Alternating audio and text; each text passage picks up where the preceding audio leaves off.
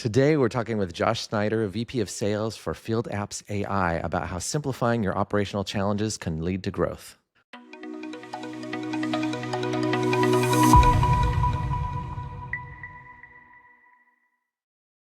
Welcome to Beyond SaaS. I'm Jason Niedle, founder of Tethos. We're a growth agency, and we've been accelerating tech company growth through strategy, branding, lead gen, and conversion with a 20-year track record of success. If you're looking to grow, check out tethos.com/podcast for our paper on hypergrowth tactics, or simply drop the word growth in the comments below. Today, I'm excited to explore growth with Josh Snyder. He is VP of Sales at Field Apps AI, and they craft custom software solutions designed to simplify operations, which enable businesses to scale more efficiently. They do this through mobile offline data collection for field inspections, research, compliance, and more. I'm sure Josh will have a lot to tell us there. And Josh has a deep expertise in sales leadership and tech trends, helping companies focus on what matters most, how to grow. I also hear, Josh, that you have a passion for classic American cars. So welcome. That is true.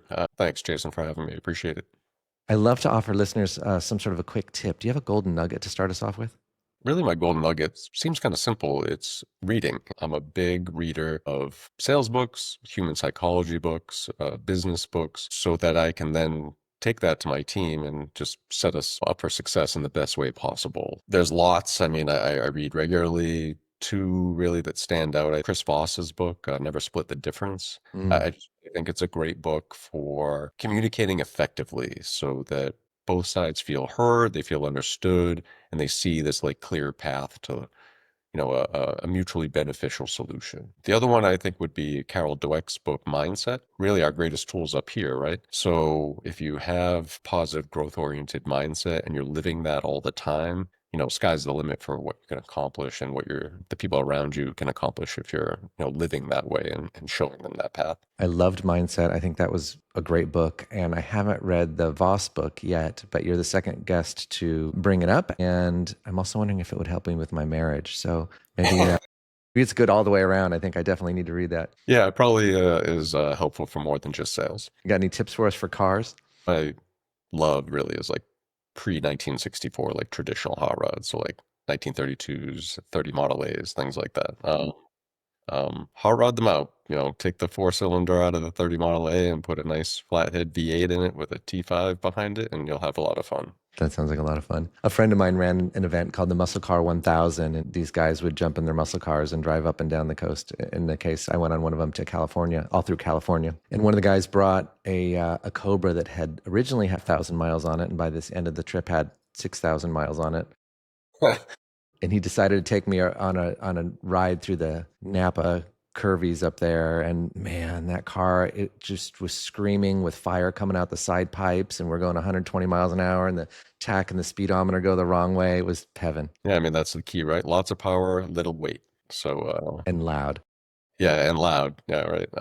In my mind, you should drive them, right? They're not made to be wiped down with a cloth and never driven in your garage. It was very visceral. It was definitely an experience. For sure. So tell us a little bit about, more than my poor intro, about Field Apps AI.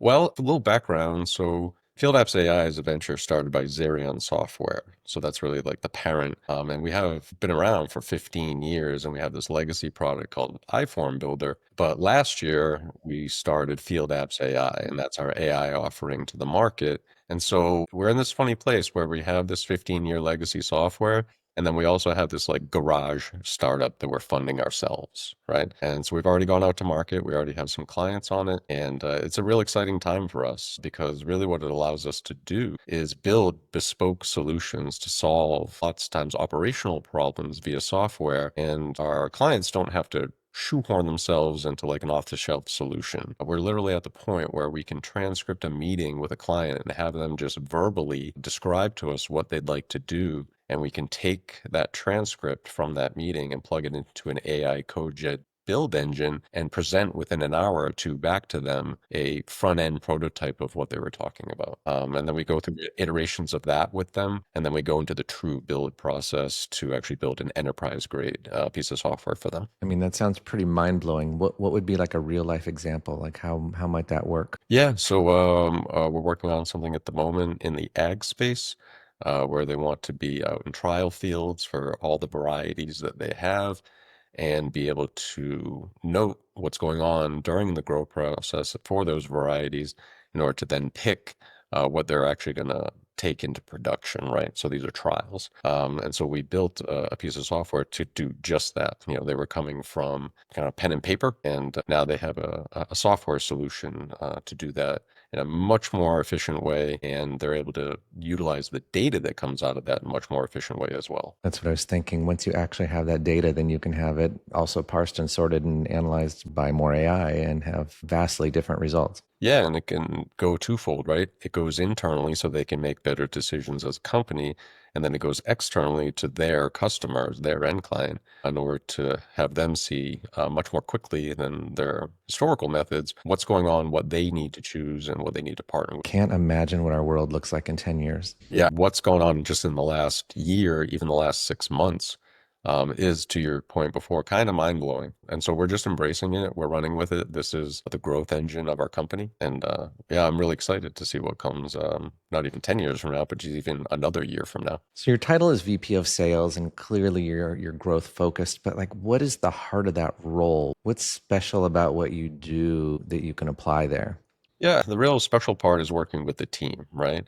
Is getting everyone on the same page to perform consistently. That's one of my highest values is consistency, that they have the right positive attitude, the right tools in place, be able to utilize those tools effectively to do their respective jobs, whether it's account management or account executive or an SDR function, to then find the right people who have need and fit for what we do and speak to them effectively. So I really just embrace the team atmosphere and having everyone kind of be on the same page about what the common goal is, and then give them the space and the support, remove any blockages that they may have, and allow them to go do their thing. And we meet regularly and have Slack for any issues that come up for quick stuff. But yeah, it's a great role to be in, just to work with the team. I feel like this idea of removing obstacles might be my theme for this year because it just keeps coming up over and over and over again. Where can we remove an obstacle? And I always find that really fascinating. You are in a company that is mature in some regards and has a 15-year history and then has this startup phase. How do you kind of straddle those two lines? A mature company usually wants to preserve growth and make sure their clients are existing. And then the startup usually wants hyper growth and wants to change everything every other day. Maybe like, how do you balance that in your life? First, I meditate twice a day, so that helps. But I really do have to kind of like split my brain a little bit. So when I'm dealing with the account management team, that's a different conversation, right? These are clients that some of them have been with us for 15 years, like the whole time. And we have to make sure that they're in a good place, that if they're looking to grow and expand, that we support them in doing that, that they're aware of any things that, we've tinkered with to make the product better that they've been using all this time, give them guidance in that way. And then I have to put on the other hat and go to like, say, the account executive side on the field apps AI side and make sure that the work effort metrics are, being achieved consistently, that the messaging is being conveyed consistently and in the right way, that discovery is being done in the right way, because these are all prospective clients that maybe have never heard of us, certainly never worked with us before, and we're presenting something to them that is brand new. A lot of them are used to like real old school traditional methods of software development, that you have to get a bunch of humans in a room, you have to take the effort and the time to type out your requirements in a very long doc. You have to go back and forth with humans to go through the iterations of that. And so to just really walk them through effectively how you don't need to do that anymore. And then times have changed. It's a different conversation than they've ever had. I imagine maybe sometimes even deeper than that. Like these people are walking around sometimes with a pen and notepad, right? So they might not even have software development experience, and you might have to really educate. Yeah, we have conversations very regularly where pen and paper, and then they do double the work and they enter that into some Excel sheet. And then that Excel sheet gets manipulated by someone else in the back office. And it's this really kind of slow, kind of early 90s way of doing it. So yeah, like sometimes we're making such a huge leap that multiple conversations have to be had just to get their heads wrapped around like, hey, you don't need to do it this way anymore. There's a new way. How do you show the value of going from something that clearly has worked for them for 20 years into something that seems potentially risky? Yeah, that's a great question. A lot of it comes down to time, right? Where do you think, I'm asking the prospective customer this, where do you think your time is best spent? What is the most high value thing that you do? If we can take the non high value things away and you can spend more time doing that, is that going to benefit your business? And so when we show them that, going back to the hotel at night to do the double work and enter in what you put down on the clipboard earlier in the day and then getting that email to the back office, that all doesn't need to happen. And you can actually spend more time out with customers, out in the field, taking on more projects because you can use the same team that you already have without hiring additional, but actually take on more work and thus make, you know, your whole organization more efficient. That's usually the path that is kind of like the easy path to see once we kind of reveal it to them. I feel like this is a through line of every AI conversation I have is that as humans, as workers, if we don't figure out what our highest value is, we're going to be replaced because much of my business includes design. And the design process is rapidly faster and in some ways being completely automated. We have another company where we do Photoshop tutorials, and a third of our tutorials were like how to select someone, click, click, click. We would select around the bodies one by one, and there's all these selection things. And then last year, they're like, push a button and it selects what you want. And so like a third of our tutorials were useless at that point. So yeah, that question of like, what is our highest value is going to be critical, I think, for every worker in the next 10 or 20 years. Huge. Like, so, as I'm pointing one finger out, talking to prospective clients of what they could be doing better, I have four fingers pointing back at myself. So I need to check myself as well. Like, what are my most high value things that I should be spending my time on? What can I offload to an AI automated function that's going to help me? So I have to think about it myself too. So in the new company, how rapidly are you looking to grow? What are your growth metrics and what's your goals for the next 12 months? Yeah, really, we're still going zero to the first million, right? So, zero to the first million is our goal right now, within the next, say, 18 to 24 months. We've just started the end of 2024 with this venture. So we have a lot of work to do. And usually the biggest blocker to all of that is, humans, right? Are we speaking to enough humans? Do we have the right group of humans on this side doing the work to hit those growth goals? So yeah, it's aggressive, but I think we can get there. So what are you doing in sales and marketing to reach the initial layer of new humans? Yeah, so we have tools here like everyone else does. The tools that we use specifically on the marketing side are, say, something like a Zoom Info. That was a tool we chose. Really, any tool is only as effective as the people using it, right? So be very clear on your ICP, set up your intent signals very specifically to that, and then, find the people that you hopefully, you're taking an ABM look at it, are you're catching all along the buyer's journey, right? Certainly want to catch them at the beginning when they may not even know they have a problem or don't want to realize it. And then you're catching them additionally when they're maybe taking that first step to seek out solutions to solve that problem, and so on and so forth down the buyer's journey. You want to be there every step of the way, so you're the advisor, right? So when they do say raise their hand to want to talk to someone about, okay, this now is high enough on the priority list that we're gonna, put some investment towards it to solve, that you're there as the person who's been, or the company that's been providing valuable content, educating them, and now they feel comfortable raising their hand and speaking to you. So we're using a tool like Zoom Info to gather all those people to do that outreach. And then our CRM is Salesforce. There's a lot of great aspects of Salesforce to do the outreach and the opportunity creation and all that in an effective way, making sure you're on point with tasks, making you're on point with the reports that you create to see that sales opportunities are moving through efficiently and closing in a as tight a frame as possible based on your sales cycle. So yeah, those are the tools we're using from a sales and marketing standpoint to try to hit these growth goals. And how do you continue to stay along with your buyers through that journey without being annoying? Some companies are pinging you all the time and it's like frustrating. And then other companies, I got an email from somebody and I hadn't heard from them for 3 or 6 months. And I don't even remember, did I reach out to you at some point? So there's obviously that fine balance. How do you manage that? It's hard. I mean, there's so many emails that go out all day long from everybody to everybody. I don't even know how many emails I get a day, right?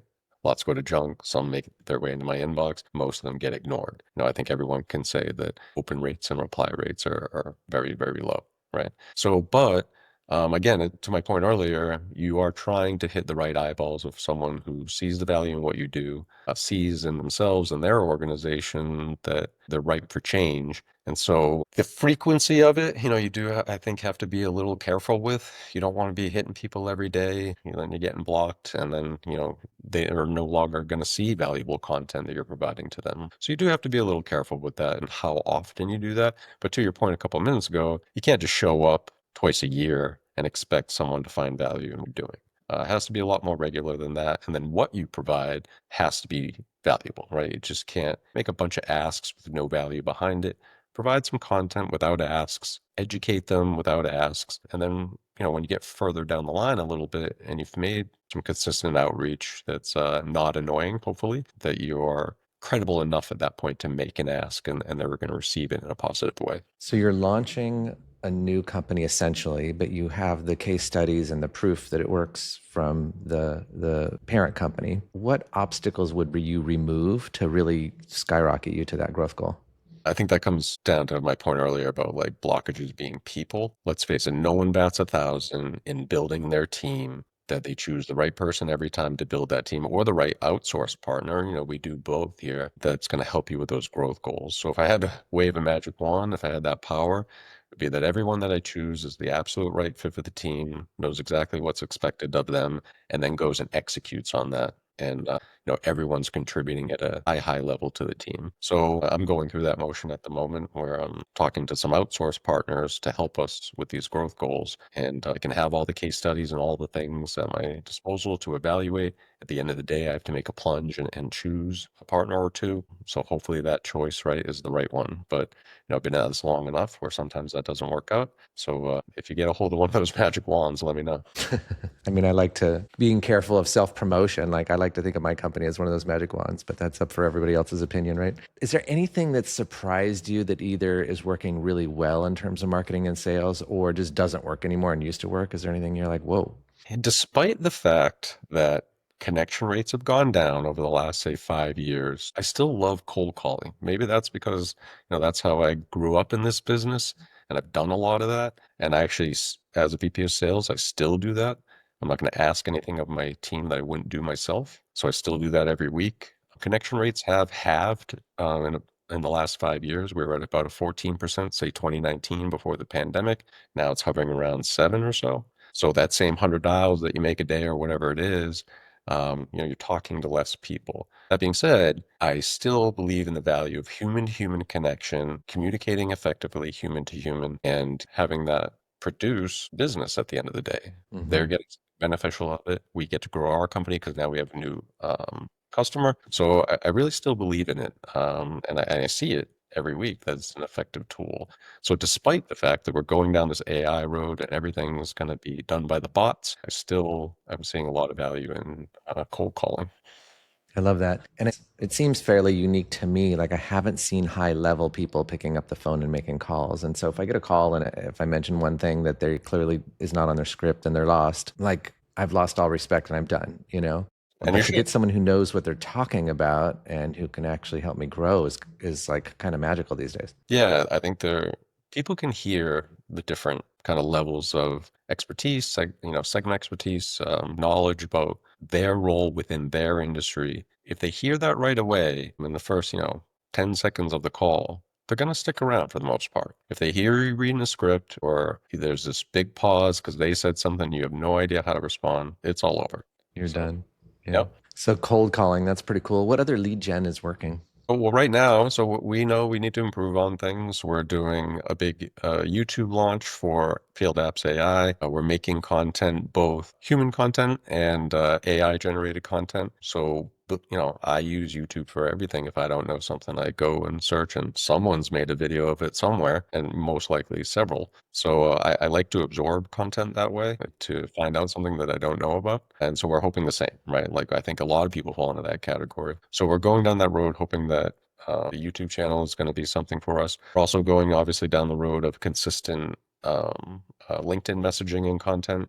I don't think we historically were as consistent at that. I can say that very definitively, actually. And so this time around with this new launch, think we're being much more intentional and we're doing it consistently. And I can't wait to see when we have enough data to look at the comparison between the legacy product iPhone Builder and Field Apps AI and what difference that kind of makes in the professional social world. Yeah, very cool. It makes me think a little bit, and this is slightly a side topic, but my wife is a voice teacher and she said students that come to me now are so much better than when I was a kid. And it's because they all have YouTube. And so 20, 30 years ago, when you wanted to learn something, you had to find the right instructor. And then if you were lucky, you had an hour a week with them. And now you can obsess and say, I'm going to learn the song. And you could spend 8 hours a day on YouTube watching 500 people who sang the song and hear their tips and hear everything. And so people can learn at such a greater rate, right? So not only do we have bots taking off some of the things that we don't want to do, and in 5 or 10 years, we'll have our robots that fold our laundry for us or whatever, but then we also have the opportunity to grow at a really radical rate. And I think it gets back to your original point that if you have to be learning, you have to be reading, you have to be growing. Yeah, that goes back to my point earlier about the reading thing, reading books and absorbing valuable educational content on YouTube. It will accelerate your growth in that way, and doing it again consistently, it's just going to benefit you. So, how are you using AI to grow yourself or grow the company? To the point of using AI where you can very quickly, and we're all very used to Googling, but now it's how are you using ChatGPT to get it instantly what you're looking for based on the prompt that you give it, right? So I've instructed my team, and I do it myself, use ChatGPT to educate yourself on the person that you're calling and their role within that industry and their role within that industry. What are the pain points, right? What do they suffer from the most, right? So as an educational tool, a quick search on ChatGPT is actually much more effective than a search on Google where you have to sift through websites to try to find what you're looking for. And so using AI in that way, it has been definitely a time saver, and just to the point about education, like you get that education much more quickly. And then, the other things that we don't necessarily want to do, but they still need to be personalized a little bit. There's ways to use AI for like, personalized replies to things that save a little bit of admin time. So again, that you can have more time talking to real people, having meetings, pushing sales motions forward. So those things AI wise are very valuable. So we're using those on our side to use your time in the most high value thing that you do, offload everything else to, automated AI tools. Do you have any, that's great advice. Do you have any other advice for people just starting out in sales leadership? Yeah, that's a good question. I would say be open to being wrong and being okay with being wrong. So you have these ideas that you want to do, test them, get some validation that they either work or don't work. Be okay with the fact that they might not work, but then learn from that and then execute on something else that's another idea that you think is going to be more effective. I think just being okay with that, it's going to make you more relaxed. It's going to, you still have goals to hit and all those things, but no one figures it out the first time every time, right? We have to do some testing, some failing, and keep going forward, right? Don't get stuck with something that failed. Learn from it and quickly move on. That's been part of my journey for most of my life. It's been incredibly hard to admit when I was wrong, and I've been working through that. And I feel like getting better at that absolutely leaves me in a place where I can feel more relaxed and more authentic and more, just go with the flow. Yeah, and don't think you have to do it all yourself, right? Like ask for help. That's certainly something that I had to get better at and still do, right? Ask for help. I follow so many people on LinkedIn that are sales leaders that I admire, and I have messages. They provide some content. I say, yes, I would like that. And I've just become a better aggregator of things that people did better than I did before I did, right? So, be okay with asking for help. Yeah, why do we need to reinvent the wheel every single time? You don't. So the world appears pretty chaotic. What are you looking ahead at in growth? What trends do you see ahead? The trend is AI, right? Like, how are you going to use that effectively? We're not interested in developing our own large language model. We're what's known as an AI wrapper company. We're using AI to build tools, right? And we can build those tools in a secure way so that if we're making it learn via client data, that it's going to stay there. And so make sure you're open-minded to AI and how it can be useful to you. Certainly don't run from it.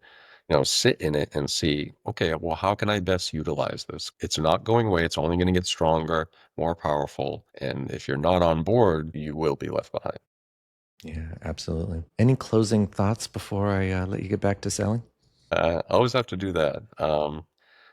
Yeah, I mean, one, just appreciate the time to talk about this. I like talking about these things. But two, if you are in that early stage, even if you're coming from a 15-year legacy company like myself, but you have this early stage startup aspect of it, or if you're just truly starting with a great idea and you're doing founder-led sales at this point and you're looking for angel investors and stuff like that, be clear that you have to sell all the time, both internally and externally. Be clear that you really should know who you should be selling to and make sure you understand product market fit.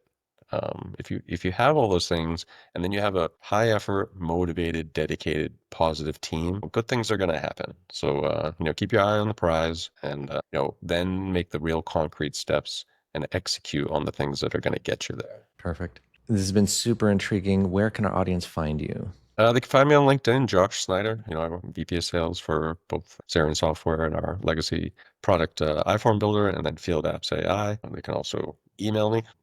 All my information's pretty out there these days, as everyone's mostly is. So, and they can find us on YouTube, Field Apps AI. Come absorb our content and get in touch with us there. But yeah, there's several places to find us. And that's all exactly like it sounds. FIELDAPPS.ai, fieldapps.ai. Josh, thank you for being on Beyond SaaS. For leaders in mid-stage tech looking to grow, we drop episodes twice a week on Tuesdays and Thursdays. And you can find me, Jason Niedle, at tethos.com. That's TETHOS.com, where you can also grab a free report on how to grow your tech company. That's at tethos.com/podcast. And of course, I love any questions for me or for future guests and comments and feedback. And don't forget to share this episode if it was valuable to you. Until next time, this is Beyond SaaS.